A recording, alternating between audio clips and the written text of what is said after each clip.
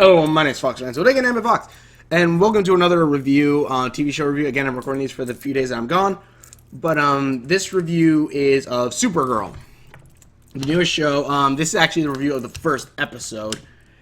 Um, I watched the first episode. I haven't seen the rest of the episodes after that. Maybe I'll check them out, but this show, like at least from the first episode, maybe I should need to watch more. But from the first episode, but from watching the first episode, I was just like, I kind of feel like I've seen a lot of these characters before.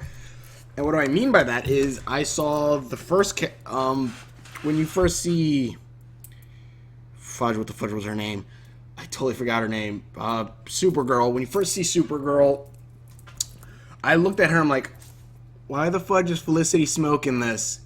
Which, you know who Felicity Smoke is. She is the girlfriend of Green Arrow in the new show, in the TV show Arrow. So I'm like, okay, so from looking at her, she's nerdy, she's probably good at technology, and she's probably somewhat of a pushover. All work. Not saying Felicity's a pushover, because Felicity's grown a lot bigger since she first appeared, but she was, I believe, kind of a pushover at the beginning. Or kind of like, you know, the quote, like the stereotypical kind of nerdy character. Though it's kind of funny if you go to her past a little bit more, she's actually was a goth too, which was funny. But yeah, you have that character. You have the that one guy who likes her but doesn't. Who likes her but she doesn't like him.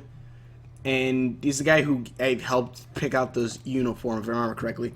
Though he does kind of help a little bit, trying to make the suit, which also is funny with the cape. Just, oh, this cape helps with flying. Okay, I see now. Okay, I guess that's a thing. But yeah, that was pretty funny. It has some good ideas.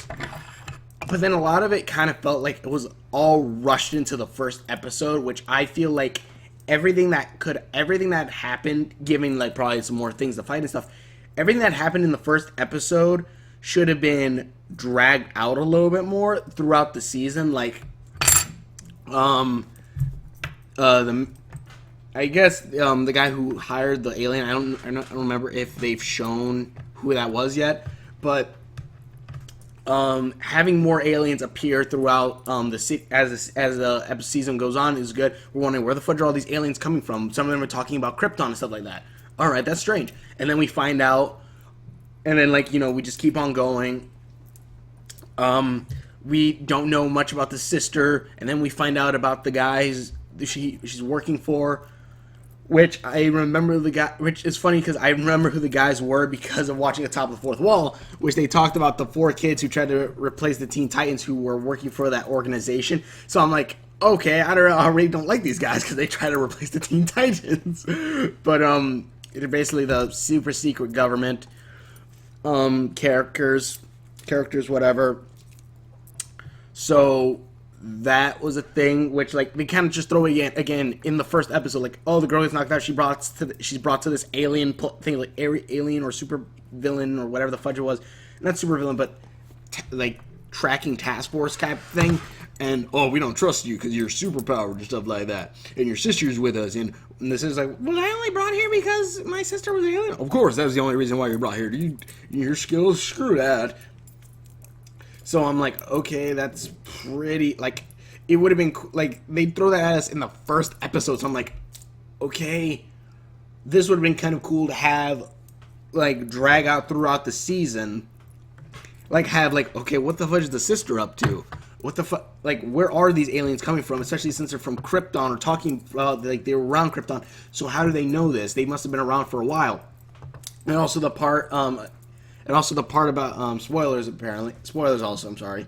And then also the part about when she left Krypton, she went through, I think, the Phantom Zone somehow, and she came out, and when she came out, she pulled an entire prison with her. That would have been cool. Oh crap, that's the, that was if that was the end of the season, and they find out, oh crap, that's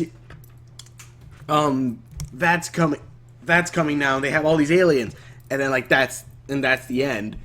or something for like the season 1. That would have been at least I would have thought that would have been kind of cool. Like build a little bit of mystery on like where these aliens come from. How do they know? How are they from Krypton or somehow connected with Krypton?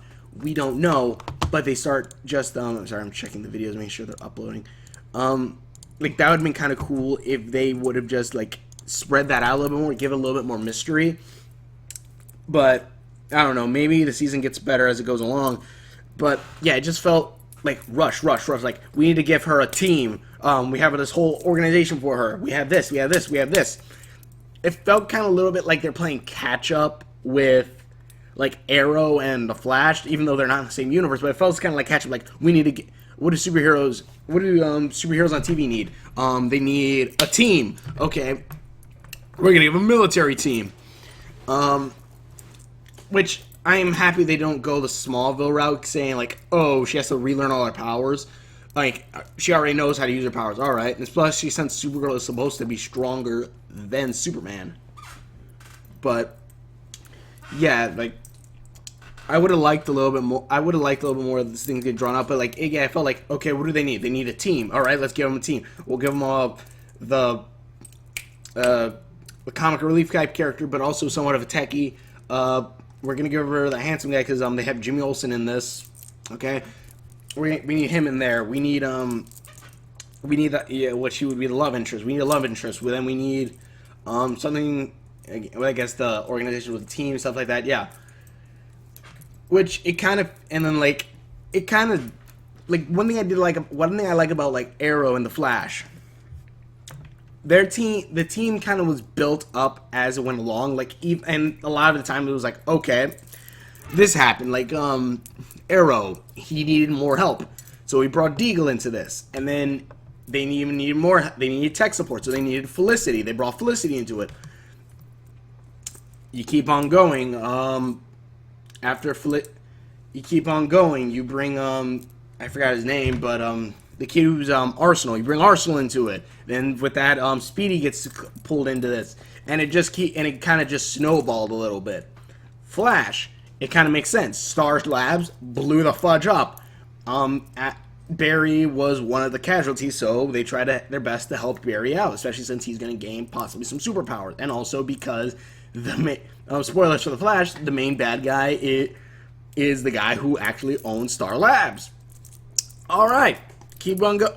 All right, that makes sense. Why they're doing it. And then they slowly start building, which I will give credit for Arrow. And I believe, well, I think it's more Flash. Like the Flash has been told his secret identity to most people within his second season than I think like maybe a few superheroes have over years or seasons of shows, which I kind of like because it's mostly his friends and stuff like that.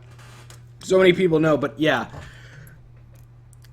It's pretty fun. It's like those shows, like it kind of built up kind of a little bit like okay, sweet, it's building up as the show progresses.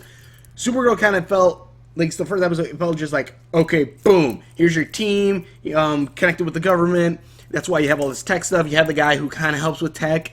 You have your love interest, which yeah, Oliver had a love interest, but then it also switched to Felicity, which I'm like, all right, sweet. Which like then it switched to Felicity. Then no, first it was the one chick, and then it switched to her sister again because apparently that was the first one, and then it switched to freaking Felicity, which then with Felicity I freaking love. But yeah, it felt okay, natural. It just kept on going. This feels so effing rushed. Like, the first episode just felt so dang rushed. And, I don't know, maybe it'll get better. And also, I'm still, like, it kind of sucks that, like, it doesn't seem like this is going to be connected with the DC cinematic universe, which a lot of people are like, oh, of course. Like, I've been reading, like, oh, they said, like, that's not going to happen. That sucks. Though I hope something happens, like Crisis on Infinite Earth or something like that, where like all the universes or something will get like mushed together somehow, or something will happen that way. You have Green Arrow, you have the Flash, you have Supergirl, you'll have Man of Steel Superman, Ben Affleck Batman. Like, you have all of them, that way they're all in the same world, which could freaking happen since that's happened in comic books before.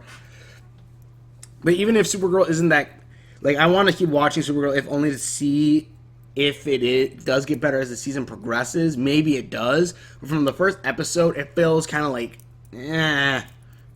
But either way, tell me what you guys think about it in the comments below. Tell me if it does get better without any spoilers. But thank you for watching. Check out all the videos. Show just feels a little bit rushed, but hopefully it gets better. Thank you for watching, and we will see you later.